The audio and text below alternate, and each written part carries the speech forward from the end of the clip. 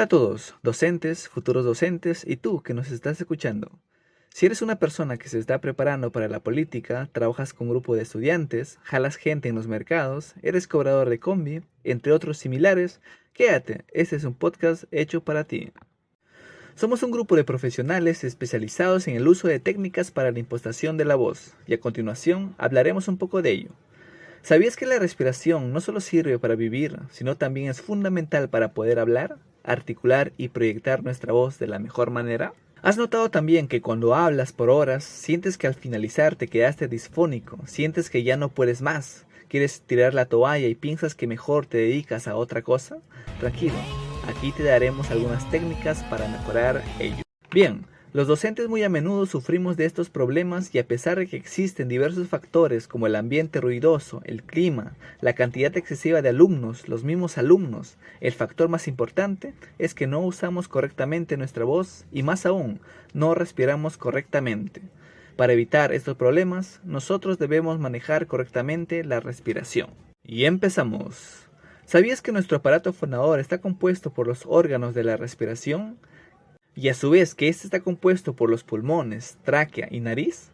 Los órganos de la fonación están compuestos por la laringe, cuerdas vocales y resonadores. Y por último, los órganos de articulación están compuestos por el paladar, lengua, dientes, labios y glotis.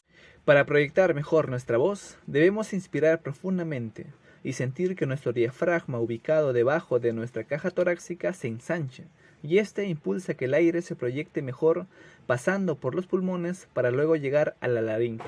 Una vez llegado a la laringe, se encuentra con las cuerdas vocales provocando una vibración y con la ayuda de la lengua, dientes, paladar y labios podemos emitir las palabras que ya conocemos. Ahora haremos un repaso sobre el aparato fonador, una parte esencial en la producción de nuestra voz. ¿Cómo producimos la voz? En realidad hay varias partes del cuerpo que tienen un papel en la producción de la voz. Justamente este video nos va a permitir observar un poco el proceso. Podemos ver entonces las cuerdas vocales, que son dos bandas de tejido que están ubicadas una frente a la otra en la laringe. La laringe se encuentra entre la base de la lengua y la parte superior del pasaje a los pulmones, ¿no? Que se conoce como tráquea.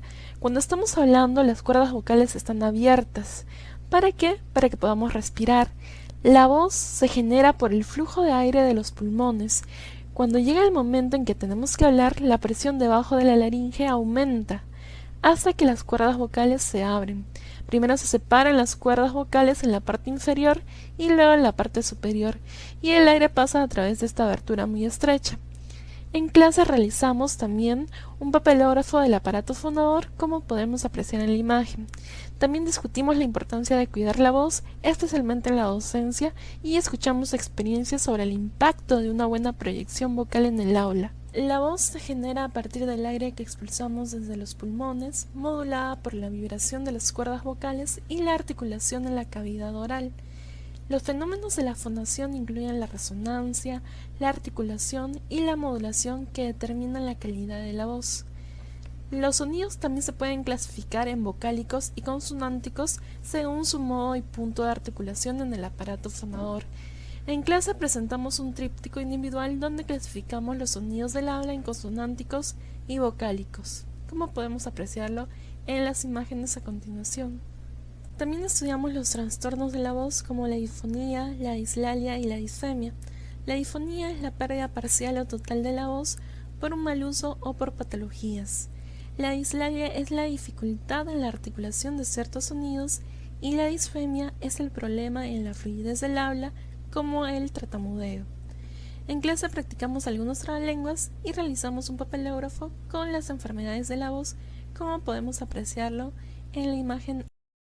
Continuando con el tema de la impostación de voz, hay que recordar que es la técnica que permite optimizar la voz, lograr mayor proyección, claridad y resistencia sin dañarla. Es importante aprenderla en distintos ámbitos. En esta ocasión lo direccionamos a la labor docente. Primero hay que entender que para el uso de la voz se deben tener en cuenta tres conceptos para el proceso de ajuste y colocación de la voz para mejorar su calidad y eficiencia. En primer lugar, tenemos a la intensidad, que es el nivel de fuerza o volumen con el que se emite la voz. En segundo lugar está el tono, que es la altura del sonido de la voz. Esta puede ser grave, medio o agudo.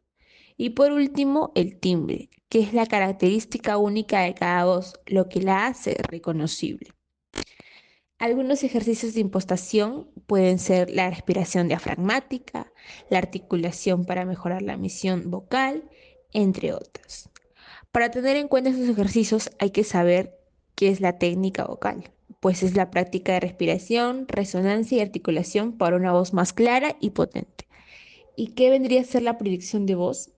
Que fue un concepto que mencioné al inicio, vendría a ser la capacidad de hacer que la voz llegue a la audiencia sin esfuerzo ni daño. Y por último, la dicción, la claridad y precisión al pronunciar las palabras. De hecho, en el curso realizamos un manual donde se editan varios ejercicios de dicción que podemos practicar. Y por último, están las estrategias para elaborar un discurso, ¿no? Como ya hemos venido viendo, hay que desarrollar buenos hábitos para hablar en un discurso. Estos pueden ser respirar bien, usar gestos para resaltar conceptos puntuales y cuidar la postura.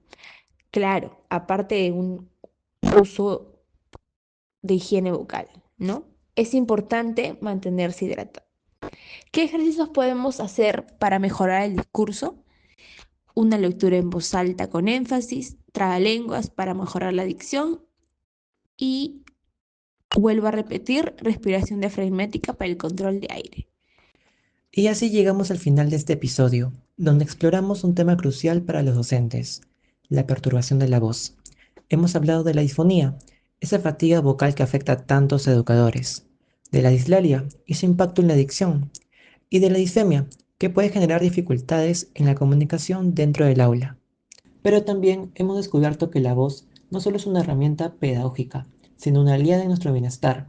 Aplicar técnicas de impostación, respiración y relajación no solo protege nuestra voz, sino que fortalece nuestra presencia en el aula y nuestra conexión con los estudiantes, desde la proyección en un discurso hasta la expresión en el canto y en el teatro. El manejo consciente de la voz puede transformar nuestra enseñanza. Así que, docentes, recuerden, su voz es un instrumento valioso. Cuídenlo y disfrútenlo y sigan explorando nuevas formas de potenciarlo. Gracias por acompañarnos en este episodio. No olviden suscribirse y compartir este contenido con colegas que puedan necesitarlo. Nos vemos en un próximo episodio.